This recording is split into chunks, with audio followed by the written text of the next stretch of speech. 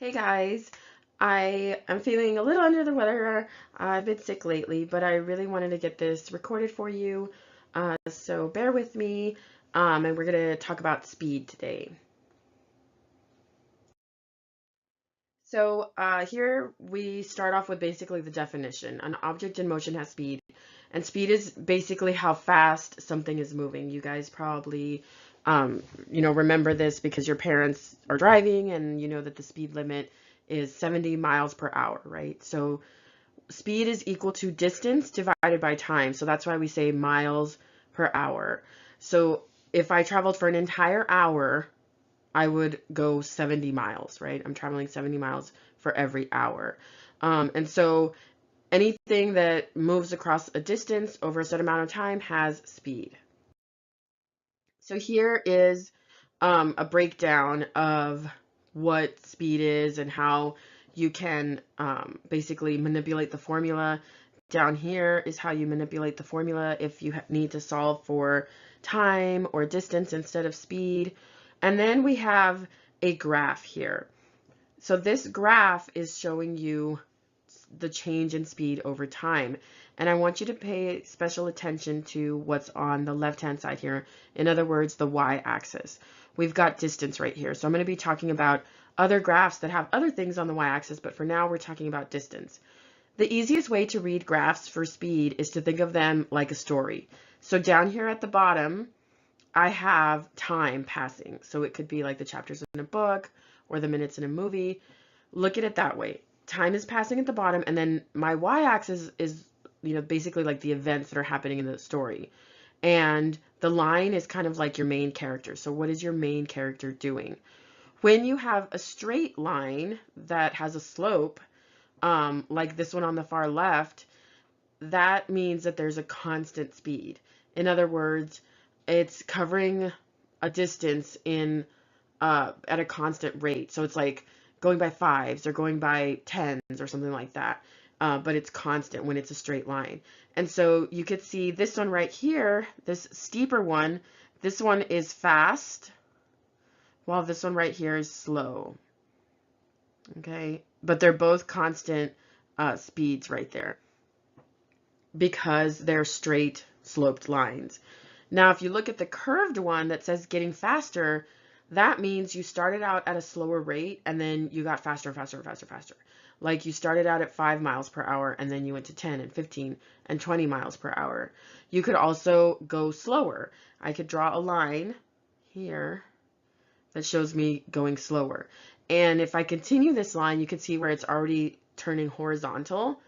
If it's horizontal, that means that I've stopped, which is what's happening right here where it says at rest. Here, time is passing, but my distance is not changing. In this case, it's like 12 meters or so. So time is passing 4 seconds, 6 seconds, 8 seconds, 10 seconds, and I'm still 12 meters away from my starting location. So that means I'm at rest. I've stopped. Okay, that's the horizontal line. And then you'll notice that this line goes down. This is a returning line. So here it's going from 12 to 10, then 5, and then 0. So basically what you've done there is you've turned around. So this line right here that looks kind of like a table, you left your house, and then you went to your neighbor's house, and then you went back to your house. So you stayed at your neighbor's for a while and didn't move, and then you went back to your house. That's basically what that one is showing you. Let's practice a few problems, okay? You're going to have to use the formula. It's going to feel a little like math class. Sorry about that. But you need to know how to do this. So our formula is speed is equal to distance divided by time. You can also see it like this, distance divided by time, or distance divided by time. It's really up to you how you want to write it. In this case, it says calculate the speed of a turtle that walked 280 centimeters in 7 seconds. So I have to do 280 divided by 7. And I want you to write the unit here because it's going to be a lot easier when you have to write the answer. So our answer is 40 centimeters per second. This right here is our unit. Our unit is always going to be distance and time. And you use this little slash to show per. So centimeters per second. And you always have to go back to the question and see what unit they want you to use. Here's another one. Calculate the speed of a person that biked 12,500 meters in 50 minutes. you always write the formula and then write the formula again, but write it with the numbers substituted in, and notice how again I included my units. And my answer is 250 meters per minute. Last one of these, calculate the speed of an airplane that flew 1,000 miles in 4 hours. Again, write your formula and then write it again with the number substituted in. And then here is my answer. And here's my unit. No naked numbers, so always include your unit. So this one here is all about conversion. Here, it's talking about slow-mo, right? And he left the science class and traveled to the lab room 60 meters away in 120 minutes. But they're asking for the speed in meters per hour. So before I even divide to find the speed, or use the speed formula, I have to turn the minutes into hours. And the way that I do that is dividing by 60, because there's 60 minutes in an hour, and I end up with 2 hours. So this is actually what I'm going to use in my speed formula. So speed is equal to distance over time, and I'm going to divide 60 by 2, and I get 30 meters per hour. So this one required that I do a conversion before I even use the speed formula. So be careful for that. Sometimes they won't even tell you in the problem that they want you to do it in hours in this case. You're just going to look at the answer choices, and the answer choices are all going to be in hours. So you know, like, oh, I'm going to have to convert before I do anything, because this isn't going to work out if I don't convert. Here's another one. Someone thought he heard the mating call of a female sloth, so he traveled to the cafeteria 90 meters away in 240 minutes. What was his speed in meters per hour? So again, I'm going to have to convert 240 minutes to hours, and it ends up being 4 hours. And I divide 90 by 4, and my answer is 22.5 meters per hour. So again, this is distance and time that we're talking about here. So we're gonna review that a little bit and go over the different types of things that you might see. Here is one of your foldables that is showing the changes that a line could go through. Again, notice that distance is on my y-axis. So here in this very first one, I have a straight line with a slope.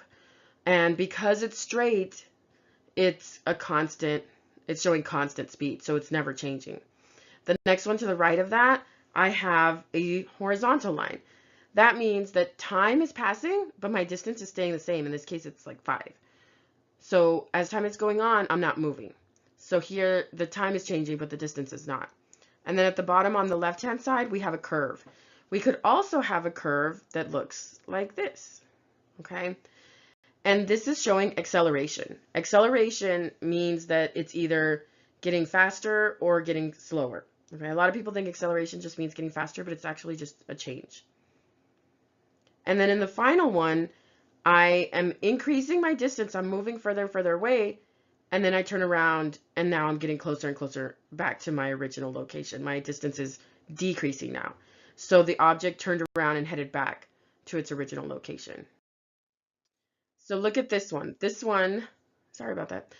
This one is it's basically the same lines, but they're going to mean something different because I have speed on the y-axis. So here, my speed is increasing at a constant rate. So like, let's say I'm going 5 miles per hour, 10 miles per hour, 15 miles per hour, 20 miles per hour. I'm going by 5s. In the next one, look at what's happening to the time. Time is passing and the speed is staying the same. So this means my speed is constant. I'm driving 70 miles per hour the entire way, the entire trip. And then the next one here, my speed is increasing at a faster and faster rate. We call this exponential. And then finally here, my speed increases and then decreases. So it's like I'm going faster, faster, faster, and then I'm slowing down, slowing down, slowing down until I stop. Okay, so speed increased and then decreased.